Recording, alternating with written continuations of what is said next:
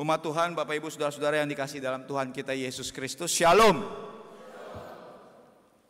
Mantap ya, pagi-pagi walaupun ibadah jam 6 pagi, suaranya masih kenceng ya. Alarm tadi aman ya, berjalan ya waktu membangunkan kita semua di pagi hari ini. Baik, Bapak Ibu, Saudara-saudara umat Tuhan yang dikasihi Tuhan kita Yesus Kristus, kalau kita baca tema ibadah minggu ya, pada pagi hari ini temanya itu memberikan tema yakin dan berani. Yakin dan berani. Nah, apa itu berani? Saya mendefinisikan berani itu adalah bagaimana seseorang itu berani menghadapi tantangan, bahaya, atau ancaman. Orang yang berani biasanya mempunyai kemampuan untuk menanggulangi rasa takut, kemampuan untuk mengambil resiko. Kalau di dalam dunia usaha, orang seperti ini disebut dengan namanya risk taker. Di dalam dunia investasi juga biasanya disebut risk taker. Dia berani mengambil resiko, dia berani mengambil keputusan, dia berani mengambil tantangan. Nah, lawannya dari orang ini, risk taker ini disebut risk adverse. Jadi orang dalam hidupnya itu dia selalu berjalannya flat saja, tidak berani mengambil resiko, tidak berani mengambil tantangan. Biasanya orang tersebut untuk pribadi ini disebut masuk dalam zona nyaman.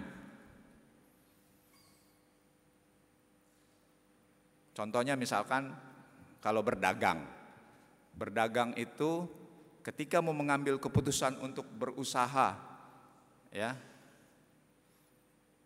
dia punya modal atau modal sedikit, orang ini disebut kategorinya risk taker. Atau ada orang, ya dia nggak mau mengambil resiko, ya udahlah, kita begini-begini aja hidupnya, hidup rutin saja.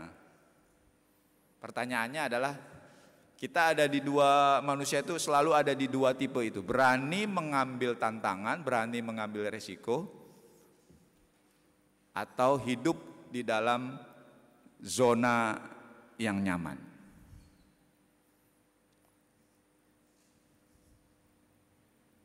Nah, Bapak Ibu Saudara-saudara yang terkasih, kemampuan, keberanian dan keyakinan ini biasanya itu karena dia mempunyai kemampuan yang ada di dalam dirinya dan yang ada di luar dirinya.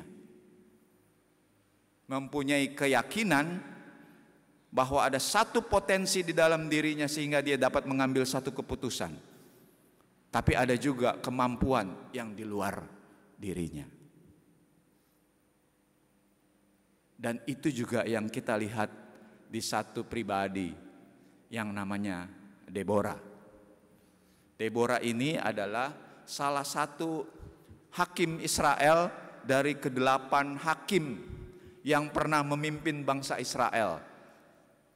Jadi setelah bangsa Israel memasuki tanah Kanaan, setelah dipimpin oleh Yosua dan berhasil masuk tanah Kanaan, masa bangsa Israel itu setelah Yosua meninggal dipimpin oleh bangsa Israel. Dan Deborah ini adalah hakim keempat yang memimpin bangsa Israel. Setelah kematian Ehud, ya, tadi dibaca di pasal 4 ayat 1, umat Israel itu, kita masuk dalam pembacaan, konteks bacaan kita, itu kembali melakukan kejahatan di mata Tuhan. Umat Israel itu kembali jatuh dalam dosa. Ya mungkin karena terlalu happy terhadap euforia perayaan kemenangan ya. Kan Tuhan janjikan masuk tanah Kanaan. Masuk tanah Kanaan, euforia berlebihan, tidak menjaga kekudusan, akhirnya jatuh lagi ke dalam dosa.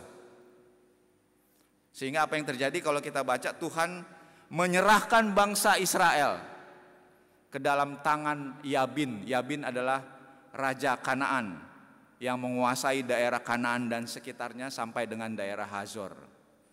Nah, Yabin ini Bapak Ibu, dia mempunyai panglima yang keren, ya. Namanya Sisera. Ya, Sisera ini dia mempunyai armada, kekuatan militernya itu kalau kita baca dia mempunyai 900 ya kereta besi, dan di bawah komando Panglima Sisera umat Israel itu ditindas selama kurang lebih 20 tahun. Adalah seorang perempuan, dia juga hakim, dan dia juga seorang nabi. Yang namanya nabi pasti juga yang suka bercerita dengan Tuhan. Dan dia juga seorang penyair, dia memimpin bangsa Israel. Dan suka nongkrongnya biasanya di bawah pohon korma. Kalau ada umat Israel datang meminta nasihat, dia memutusnya sambil nongkrong di bawah pohon korma. Ada lagi profil namanya Barak. Ya. Barak ini sebenarnya dia pemimpin dari dua suku bangsa Israel yang namanya Naftali, suku Naftali dan Zebulon. Dia punya pasukan kurang lebih 10.000. Jadi singkat cerita, bacaan kita ini mau mengisahkan bagaimana Tuhan memerintahkan kepada Deborah dan Barak untuk berperang kepada panglima yang luar biasa itu namanya Sisera. Tuhan memberi perintah kepada Deborah untuk memanggil Barak untuk mengumpulkan orang Israel berperang melawan Sisera. Dan Barak menanggapi. Cara Barak menanggapinya hanya saja dia minta Deborah kalau bisa ikut bersamanya untuk berperang. Ya, ini bagian juga mengekspresikan untuk Barak ada satu keraguan apakah dia sanggup untuk berperang melawan Sisera. Selagi Deborah yakin dan berani bahwa ketika Tuhan memerintahkan dan Tuhan menjanjikan bahwa Tuhan akan menyerahkan Sisera ke dalam tangan Barak. Tapi Barak ragu.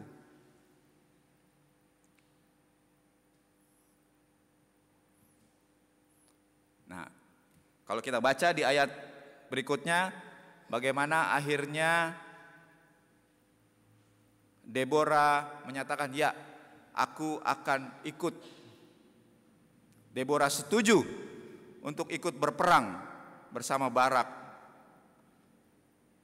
dan menyampaikan bahwa nanti kemenangan terhadap Sisera akan diberikan kepada seorang wanita. Kehormatan akan diberikan kepada seorang wanita, bukan kepada Barak. Nah, Bapak Ibu, saudara-saudara yang terkasih dalam Tuhan Yesus Kristus, pada konteks ini Deborah dianggap sebagai simbol keberanian dan kebijaksanaan. Satu-satunya hakim wanita memimpin di tengah masyarakat yang patriarkal. Patriarkal itu lebih mengutamakan laki-laki. Dia mau menunjukkan dan membuktikan bahwa Tuhan dapat menggunakan siapa saja untuk rencananya sesuai dengan cara Tuhan. Tuhan tidak melihat gender. Tuhan tidak melihat latar belakang untuk memakai seseorang. Dengan cara apapun, Tuhan melihat hati yang taat. Tuhan melihat hati yang berani bertindak dan meyakini bahwa Tuhan sanggup melakukan segala perkara. Kita tahu bersama ya, kalau Tuhan sudah berkehendak dan memerintah, cara Tuhan bisa menggunakan dengan cara apapun. Kalau kita baca perhatikan baik-baik, semua itu dalam kendali Tuhan. Aku akan menyerahkan Panglima Sisera. Ketika masyarakat Israel jatuh di dalam dosa, Tuhan juga mengatakan, aku akan menyerahkan bangsa Israel ke dalam Raja Kanaan. Bahkan kalau kita tarik cerita sebelumnya, bagaimana juga Tuhan berperan membebaskan bangsa Israel dari tanah Mesir, dan juga pada saat yang sama Tuhan juga menggerakkan Firaun untuk mengejar Israel. Jadi sebenarnya Tuhan itu bisa menggunakan segala cara, dan Dia bisa memakai siapa saja, apapun latar belakang gender, untuk mewujudkan rencana Tuhan. Nah, pertanyaannya Bapak Ibu saudara-saudara yang dikasih dalam Tuhan Yesus Kristus, bagaimana bacaan Alkitab ini kita bawa dalam kehidupan atau konteks beriman kita pada hari-hari ini? Tuhan mau kita memiliki hati yang taat untuk melihat kehendak Tuhan. Selain hati yang taat, Tuhan menginginkan manusia itu berani bertindak. Ketika Tuhan perintahkan, berani mengambil tindakan dan meyakini bahwa perintahnya itu, kehendak Tuhan itu pasti akan terlaksana. Karena muaranya, kalau Tuhan sudah berkehendak, Tuhan sudah memakai caranya, muaranya pasti adalah kemenangan. Tuhan gak pernah kalah. Walaupun terlihat jalannya agak berliku, tapi tujuannya Tuhan pasti tercapai. Untuk apa? Untuk hidup berkemenangan bersama dengan Tuhan. Rencana Tuhan itu gak pernah gagal, Bapak Ibu. Rencana Tuhan itu selalu indah. Makanya Deborah meyakini ketika Barak mengajak ikut perang, oke, no problem. Berapa? Kita punya pasukan berapa? Jalan. Karena dia tahu siapa yang memerintahkan. Bukan manusia yang memerintahkan, Tuhan Allah. Sedangkan Barak, dia masih mempunyai keraguan, yakin nih, 9.000 kereta besi loh. Kita ini gak ada latihan tempur. Ada dua pribadi, satu yakin, berani, satu ragu. Ya udah deh, kita berperang, tapi ikut ya. Deborah ikut ya. Oke, kata Deborah. Mari kita berperang. Dan kalau kita baca di ayat berikutnya, Tuhan menggenapkan rencananya. Panglima Sisera dan kekuatan armadanya diserahkan kepada Tuhan. Jadi Bapak Ibu saudara-saudara yang dikasih dalam Tuhan Yesus Kristus, apa yang menjadi pesan pada ibadah Minggu pagi ini? Yakini, jalani tindakan yang Tuhan sudah rencanakan dalam hidup kita. Tuhan itu pasti mempunyai rencana dong dalam hidup kita. Jangan kita mempunyai keyakinan, oh kayaknya hidup saya begini-gini aja. Nggak tahulah 2024 kemarin juga amsyong kehidupan saya.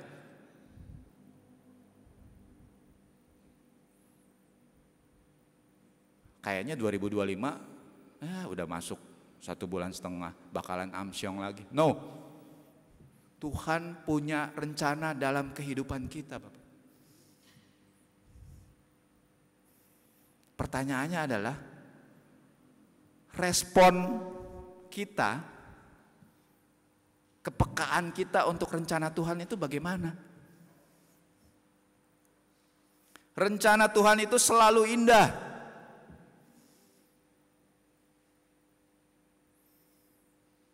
Supaya kita hidup berkemenangan.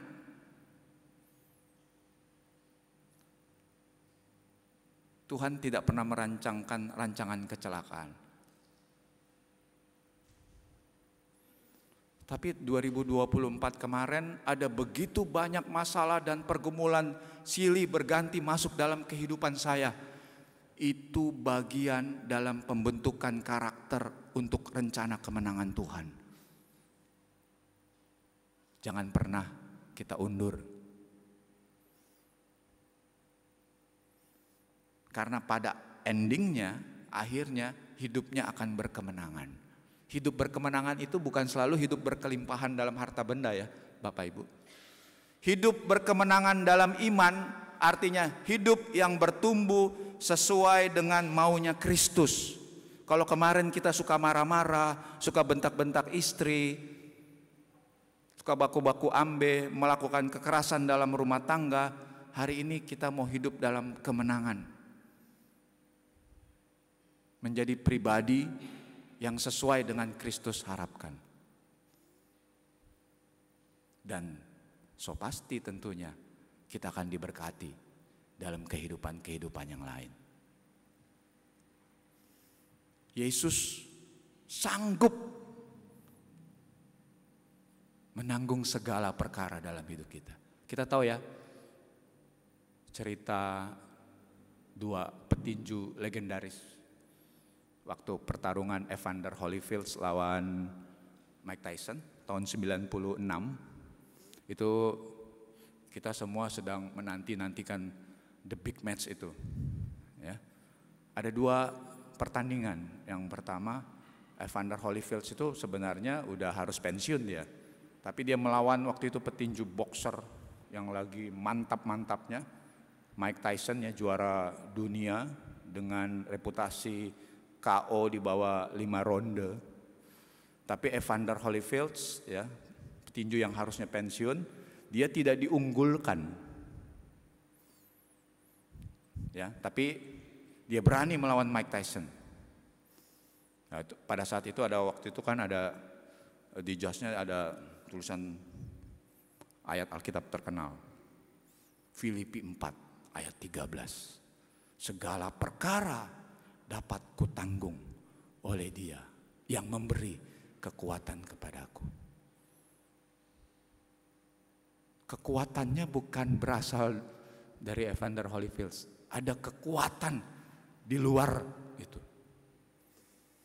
Dan saya meyakini Bapak Ibu Saudara-saudara bahwa kita pun diberikan kekuatan yang ada di luar kita.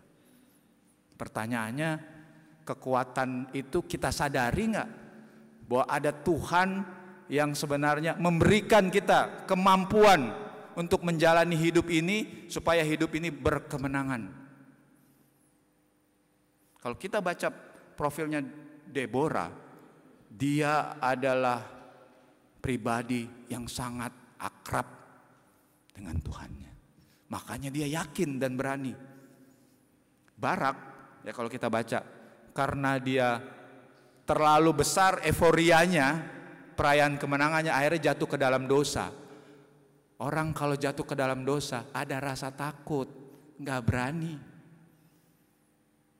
Dengan lain kata, hubungan dia dengan Tuhan juga jauh. Hari-hari ini saya mau tanya bagi kita, hubungan kita sama yang mempunyai kekuatan yang luar biasa itu bagaimana? Padahal Tuhan tiap hari melihat kita. Kita bergaul akrab sama Tuhan juga. Bukan cuma hanya ke gereja. Hubungan pribadi kita sama Tuhan gimana supaya kita bisa melangkah hidup berkemenangan.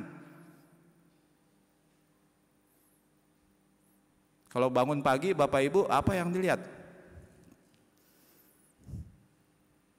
TikTok. Ada penelitian manusia sekarang hampir 40% sehari itu hidupnya scroll TikTok. Entah itu jualan baju lah apa, joget-joget, saya nggak tahu.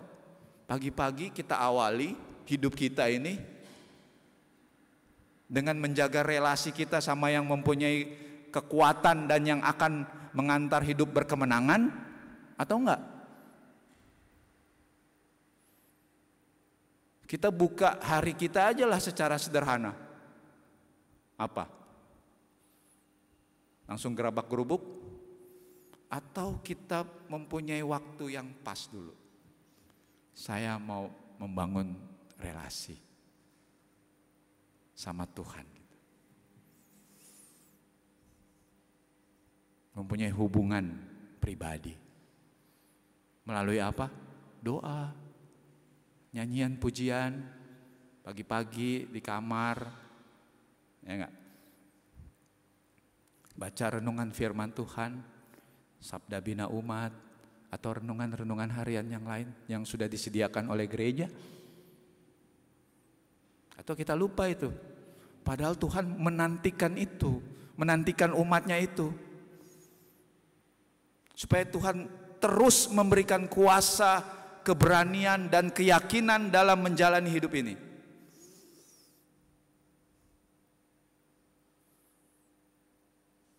Tuhan rindu loh, Bapak Ibu, untuk ditegur dan disapa oleh kita semua setiap hari. Tapi mungkin kita sibuk, ya kan? Tuhan tersenyum tuh kalau dia pagi-pagi, oh ada jemaatku menyapa pagi hari ini, ya kan? Senyum dia, tersenyum dia. Dia menaikkan doa permohonan, pergumulannya tiap hari. Tuhan tersenyum tuh pagi-pagi berangkat, ya, ada effort berangkat ke gereja, ya, sementara orang tidur. Kita berangkat ke gereja, mau disapa oleh firman Tuhan. Karena di lain sisi sebenarnya hari Minggu juga banyak acara, ya, di mal-mal, ya. Tapi kita mau disapa. Tuhan tersenyum. Tuhan tersenyum ketika para pelayan-pelayan Tuhan dengan hati yang tulus sungguh mengerjakan pekerjaan Tuhan. Dia tersenyum. Umat Tuhan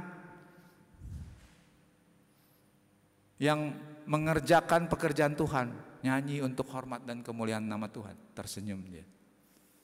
Dan dia akan senantiasa melepaskan kekuatan yang dahsyat itu untuk kita hidup berkemenangan. Marilah kita mulai masuk hidup dengan sungguh-sungguh dengan Tuhan. Kalau ada pekerjaan pelayanan, jangan pernah tolak. Karena untuk hidup berkemenangan, Tuhan mau melihat hati kita, Bapak. Habis itu baru nanti kita lihat bagaimana Tuhan akan bertindak dalam hidup kita. 2025, mari kita yakini, kita harus berani, yakin, melangkah.